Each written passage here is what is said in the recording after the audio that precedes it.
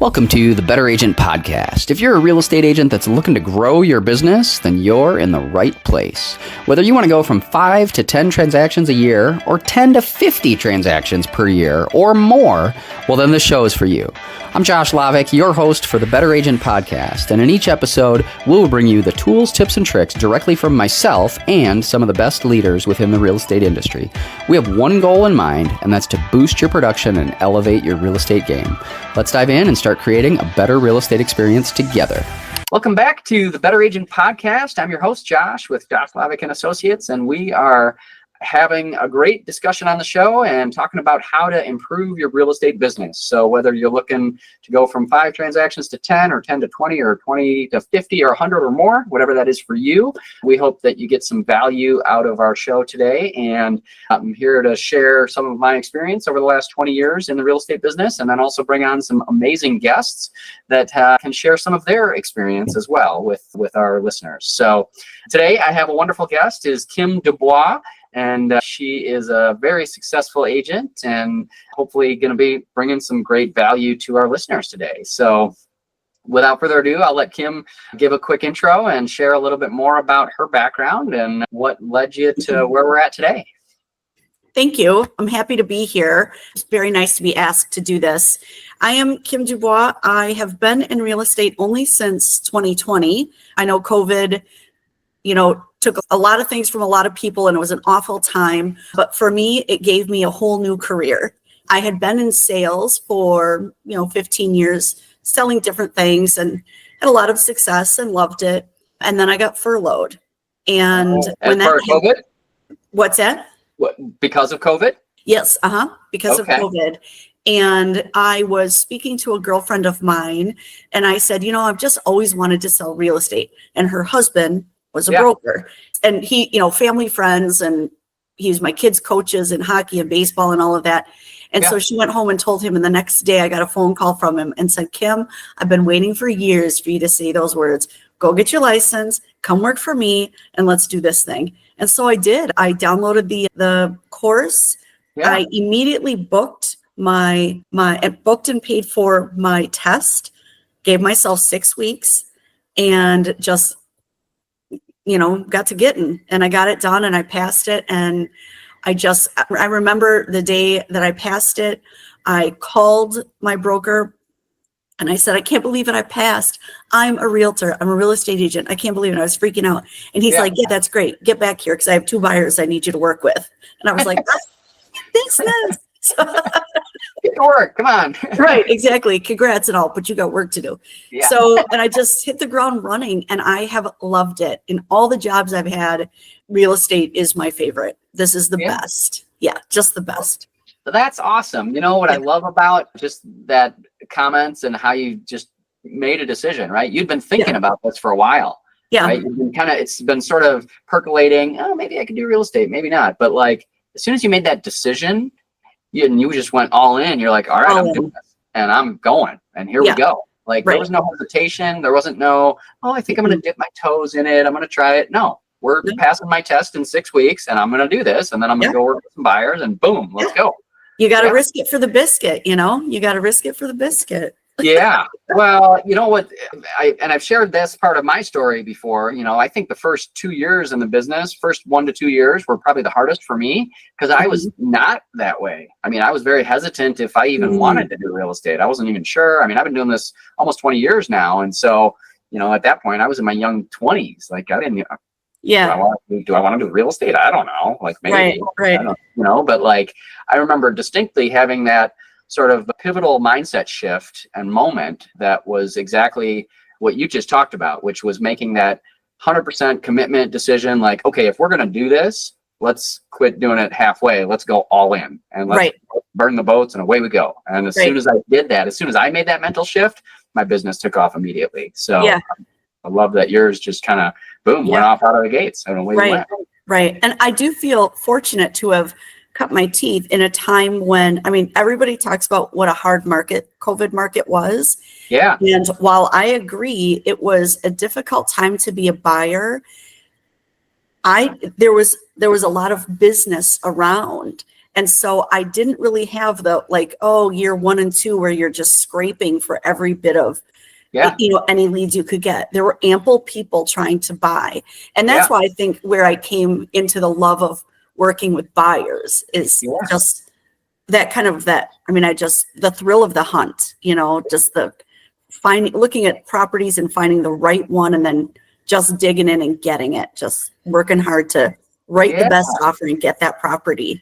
What was that like? I mean, does a particular instance or transaction stand out to you as like, that it was maybe a more pivotal kind of time because that was a tough time. I mean, I remember during COVID and we weren't even sure if we were going to be essential workers, right? Could we even work? Could we even still do this business? Luckily, it was up and we were, and so we were still able to show and sell properties. But, there was a lot of uncertainty at that time. And then, we all know that the market kind of exploded with the low interest rates. But I mean, what was, I don't know, is there a story that comes to mind that was especially impactful for you? I think one of them, I had a client and he's such a wonderful person, still is. He's a wonderful person. And I just was rooting for him so much. And we got turned down. We missed out on 15. We wrote 15 offers. And we're doing what everybody else is doing. Cash offer, no contingencies, all the risk on the buyer, all that kind of stuff. And we still were losing out. And one of them that we lost out on, the person that got it offered $100,000 over ask in Cross Plains. And he looked at me and he said, I just can't compete. And we didn't have a small budget. We had a nice size budget. Yeah. And I said to him, you have to stay the course. You have to stay the course because nobody, that works this hard and wants it this bad and is such a, great person as you will lose. I just promise you we're going to do it. And then there was a delayed listing and I don't even actually know that it was delayed. I don't remember. But anyway, I told him about it and I said, we are going to be the first feet over that threshold. We are the first people in that house. And if you like it, we are writing an offer that they cannot refuse. And I called, once it was available, we were on our way to see it. I called that agent and I just told her the story of kind of what my clients has lost out. I know that's not a news story. I know we're not unique, but I just want to let you know kind of where our headspace is. And so if we like this house, we're going to write you a heck of an offer to present to your seller. And, I just want to give you some background on where we're at. And she said, okay, well, you go see it. And then, whatever. And she sounded a little bit like maybe I was missing something. Yeah. So we go look at it. And he loves it. This is perfect. This is better than any of the other houses we've written offers on. This is the one. And I called her and I said, yep, we're going to write an offer. What's important to your seller? And she said, yeah, did you see the note in the broker to broker comments that says I'm the seller? I'm like, no, I didn't. Oh my gosh. I'm sorry. Like I wasn't, she said, I couldn't figure out if you were trying to like butter me up by telling me your sob story about missing these. And I said, no, I just didn't read thoroughly. So here's a cue, right? Read the broker notes, the agent notes, broker to broker line, right? Those are important. There's usually good insight there. You know, the other thing you said that I think made an impact though is you called the agent, right? You shared your story, right? I mean, how many times I've gotten offers from other agents on my listings and I never even get a phone call, never hear from them. I just get like this offer shows up in my email inbox, which, I totally get it. That's a viable option, right? You certainly could do that. But how much insight do you gain by having that phone call first? How much insight do you really, right? Can you can really stand out a little bit, right? And find out what's truly important to that seller, I think is, that's an important piece that not a lot of agents do. And I think if you can slow down a little bit and not just rely on text and email for your communication, for your negotiation, but making that phone call, reading the notes, like that's important for sure. I think that asking that agent what's important to your seller is the most important question you're asking in this entire transaction, quite honestly, because because they don't often write like, well, seller would like to move in, 15 days, but they don't often write that in there. But if that is something that's important, or that would be like a benefit to them. They don't need it, but they would like it. That's critical. It's amazing. I did that recently with another buyer couple of mine. They're first time home buyers. And I called the agent and I said, we're going to write an offer. I know you're going to get multiple offers. What's important? And we were talking about it. And I said, well, this is going to be a clean offer. It is going to be cash. I'm going to provide you proof of funds, but I just want to give you a little bit of information why he's so young and has these funds. Yeah.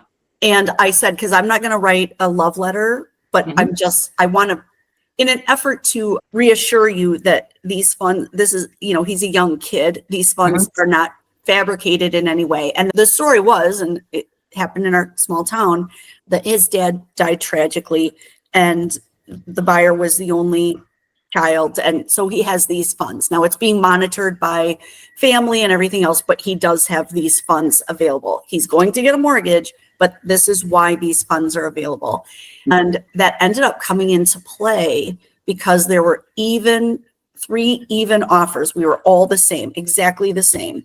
Yeah. And the agent told me it wasn't a love letter, but they did nothing else to go on. So on which offer to choose.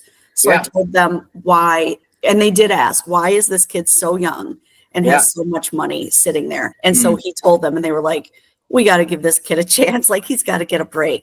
And I think it's those conversations between agents sometimes that are really important. And I also don't think as an agent, as a buyer's agent or a listing agent, that you have the option to tell those stories unless you have meaningful conversations with your clients first. Yeah.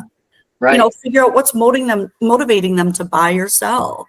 Yeah. And, getting down to what, on a personal level, Yeah, I think some of that's definitely important. Obviously if, at some point, right, it does boil down to like price, right? Like if one offers like 50,000 better than the others, it doesn't matter how good of a letter or story you might have. Right. Because I mean, at the end of the day, price is a major driver. But, if you do have offers that are close and you do, there is some wiggle room there, then, maybe that is something that can tip the hat a little bit, tip the scales, so to speak, right? In terms of, sharing more about what your buyer is like or what your seller situation. And I think unless you have that dialogue, that conversation, or even write letters, I think that's how you uncover that and find out that motivation, because it is more than just a transaction. It's more than that. But definitely very important. Yeah. What's most important to the seller? I think that's a critical question. Every buyer's agent should memorize, internalize, and ask every situation. I agree. I've often had that. I've done that for years myself. And I sometimes say it a different way too, where I'll just say, I just was curious. I wanted to give you a quick call about your property. Wondered if there's anything that I should know about that's about either the property or the seller's situation that's not obvious on the MLS, on our multiple listing system, right? That's kind of the same kind of thing, right? What's important to them, but also what else am I not seeing that isn't totally obvious? So I think those are both good questions to ask, definitely. So I remember, those crazy COVID times, right? Multiple offers. I remember probably the one offer I wrote, there was 26 offers on the property. Okay. Oh my gosh. Yeah. And it was interesting because my buyer actually won. They were the winning offer amazingly. I mean, they had already missed out on several others at the time, but they won this bid because, and I think part of it was I immediately recognized, well, this place is way underpriced. Like, it was like 100,000 underpriced. Okay. Oh my kind of gosh. like what you're talking about, Yeah. And so I think I just was able to communicate that to my buyer and show comps and relevance and everything that just made them feel comfortable with writing a super high offer because that can be kind of a tough situation where definitely. Like, oh, you got to go at least 100,000 over to get this. Sometimes they may not trust that, but if you can show that and demonstrate your skill and your, knowledge of the market in a meaningful, compelling way, then, they're in a good position. So, but I think, because I've noticed that a couple times where you'll see a property, it'd be like, wow, that seems like a really good price. Yeah, it's way underpriced. Okay. So, they did that on purpose. They're hoping to generate more. Don't think you're going to get it for that price. Get the bidding war. So like write your best offer, really, like figure out what that is, go to work for it. So yeah, interesting.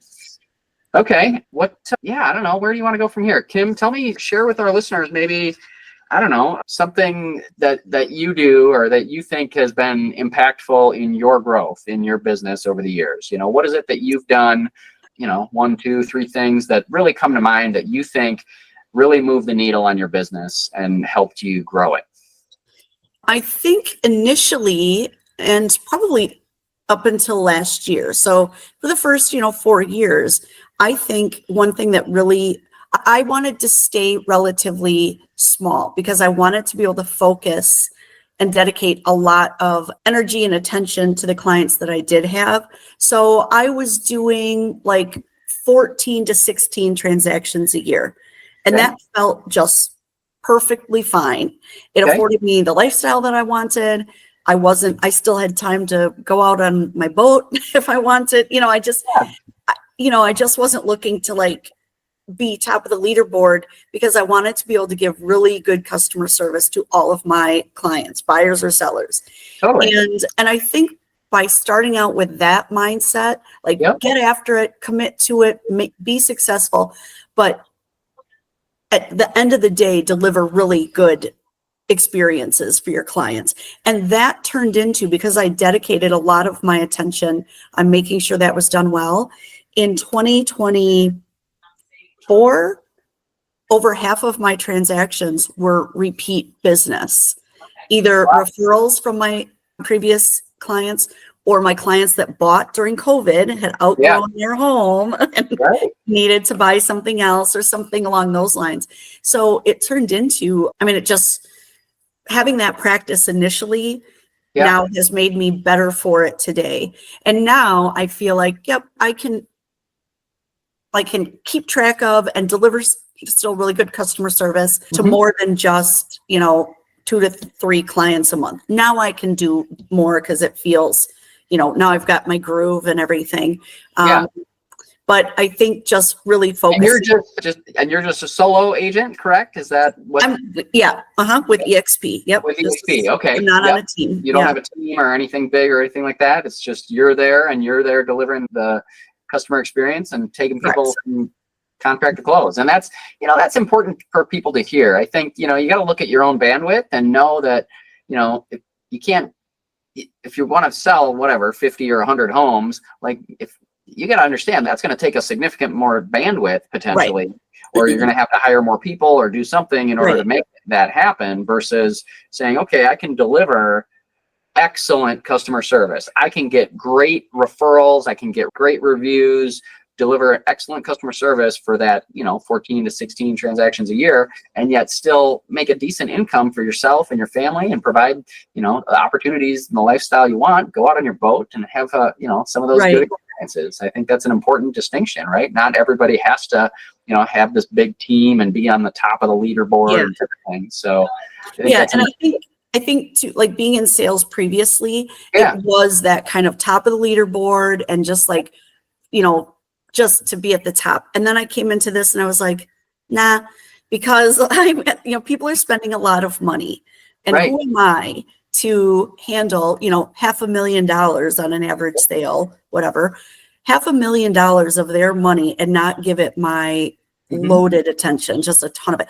And I knew too, that if I had a TC from the beginning, I would not have learned all the things that you need to know to actually, in those functions. I would not have been able to figure out how to put up a listing or to see a transaction through to close and keep my system for keeping track of all the deadlines. I wouldn't have honed those skills. And I had everybody telling me, get a TC, well worth the money. I'm sure that they are. I have no doubt. But I'm a hands-on learner. I have to do it, screw it up a few times, and then I learn not to do that again.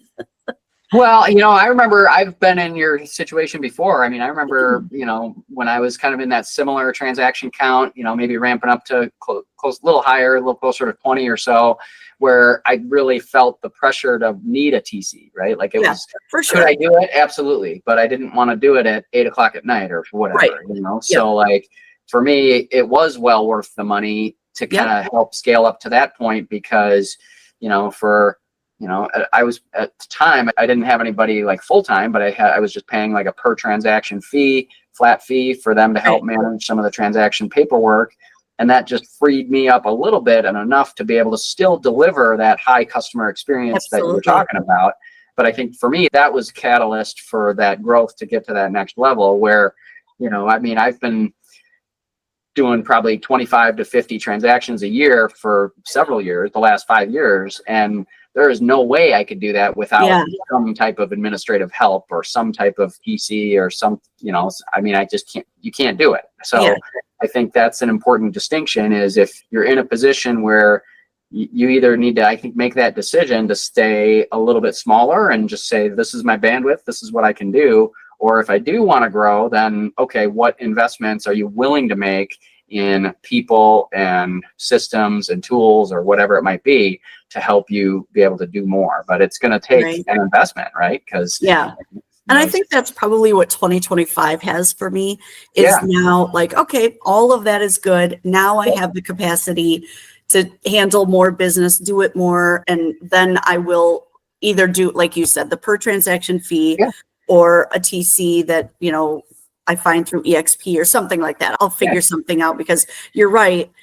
When you're juggling that many transactions, I can't even imagine trying to manage all those deadlines and answering it all. You can't do it. You can't do it. So that's probably what I'll do in 2025 if it pans out the way in my mind it's going to. Well, for sure. But I think, I think you also made a critical point too, because when you're brand new, you kind of need to do it. You need to know what the process is to be able to deliver that good customer service, right? You need to know, if you hire a transaction coordinator, what do you expect? If you're brand new, you don't know what to expect. You're like, oh, I don't know, just manage it, I guess, right? Right. I wouldn't have been able to give them clear direction because I just didn't know what I didn't know. So now that I know it all. Now that you know, well, you know a little bit more. Everything. And you're learning every day, right? Exactly. I learn something new every day. That you do. Yeah. Well, so I am curious, because we're both at EXP. What would you be open to sharing, maybe just some tips or things you've experienced being at EXP that you think has contributed maybe to some of your success in your business? I think initially when I started with EXP, it was hard for me because it's cloud-based. And I did with coworkers, and I tend to connect with people pretty quickly when it's a personal interaction.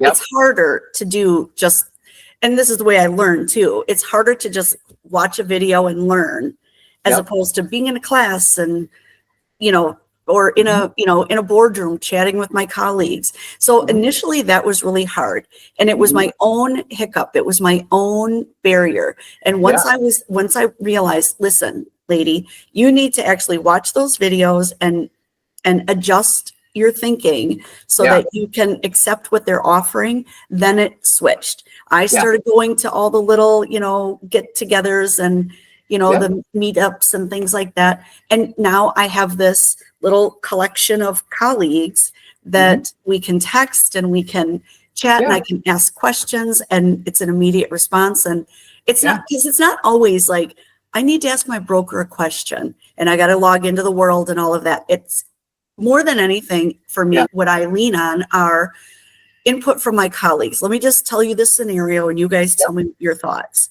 And once I opened myself up to, quit worrying about the fact that it's cloud-based and, and just embrace it, then it was great. It's great. And I think EXP, I think sometimes there's so many different platforms. There's, that I don't know where I'm going in their virtual world kind of thing sometimes. But then I just go and ask the broker, where do I find this? And he tells me, and then I'm good. So it's been rewarding. It's been a very good. And when I do see other larger agents in our area switching over to EXP, I think, this is the place. This is where I should be. Things have been good. I mean, I've been here since 2019. And so, for me, I remember that was a huge hang up for me as well when I first moved over. I'm the kind of guy that I've got a wife and kids and pets at home, and I'm not just going to work at home because there's too many distractions. So I need to like go to an office. So I'm in an office right here. Yeah. But like, you know, I initially just said, well, if I'm going to go to an office, I'm just going to, you know, lease a space or find a space that I can go and be focused and dedicated. And, you know, that's just what I did. And so, but it was, you got to figure that out a little bit, right? Because I think as a brokerage, EXP is cloud-based, but it's up to the agent to decide where do they want their office to be? Is it in your home? Is it in a co-working space? Do you own your own building? Do you lease a space? What is it for you? You know, I think that's what's kind of cool, actually. I was just at an event, the rally event, the EXP rally event, and there's actually in the state of Michigan, there's 26 EXP offices in the state. Oh, really? Yeah. But they're all, you know, owned or, you know, by agents or teams or whatever that have all these different offices. And so, you know, it was, you know, one of the guys got up there and spoke. He didn't even realize there was that many offices, you know? And it was like, we can have a footprint, but it's, you know, I think what's cool about EXP is they leave it up to the agent to decide, okay, you know, it's up to you to decide if you want an office or not, and how big and where and all that kind of stuff. But I think, you know, their financial model is, you know, worthwhile enough that there's incentives to help you make that decision. So that's an interesting hurdle though, but I have found, right, even logging into the digital platform and the EXP world, like, I think also once you get over that in your mind that like, you're just, you know, there's just an avatar that's just this digital thing and I don't understand it, but it's actually people.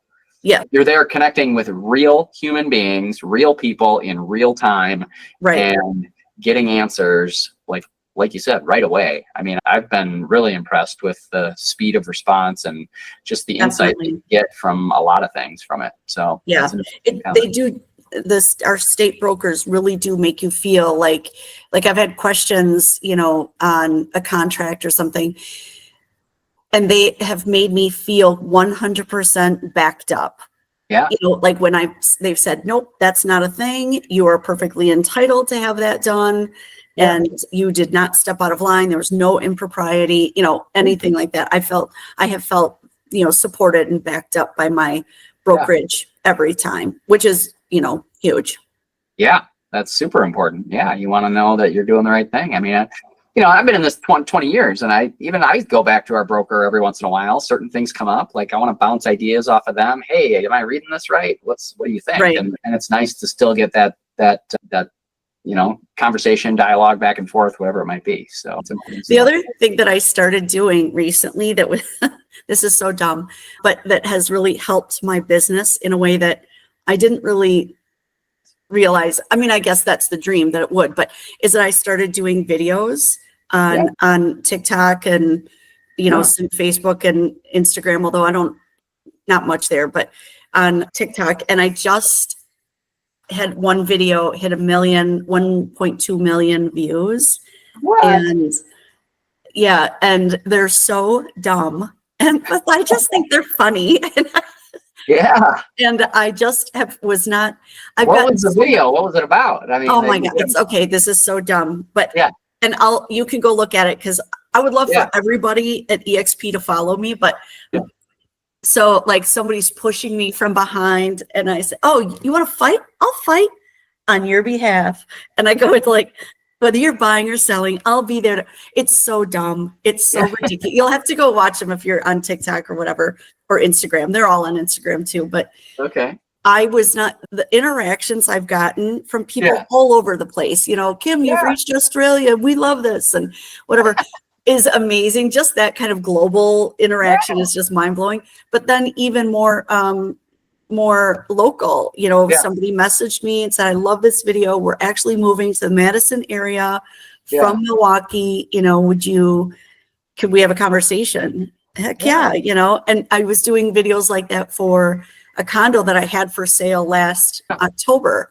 And I said, I'm doing a video every day until this condo sells because the market just like stagnated as soon as I put that for sale sign in the yard for some reason. And I did a video every day. And my buyer, I ended up getting one client that saw it. He was in California. His son was moving here to work, graduating and moving. So I worked with him, helping his son find a condo. And then also the actual buyer for the condo came from out of state, saw my TikTok and saw like, there you go. Right. And I thought, see, it's okay to make a fool of yourself online. Who cares? Hey, it's all good. You know, I've experienced a similar thing of just, you know, sometimes it's maybe making a phone call or just reaching out to somebody that you're uncomfortable about it, but you do it anyway.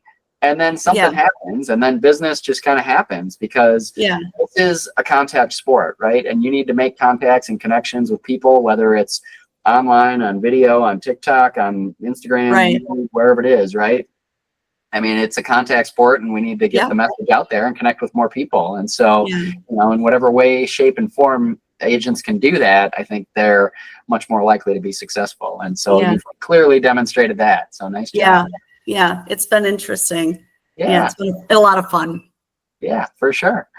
Well, cool. Well, we've been chatting for quite a while here, and I don't want to take up too much of your day, but any last words of wisdom or insights, nuggets, anything still on your mind that you might want to share with our viewers before we sign off? I think that I would just tell particularly new agents, but probably any agent, that some words that were said to me very early on.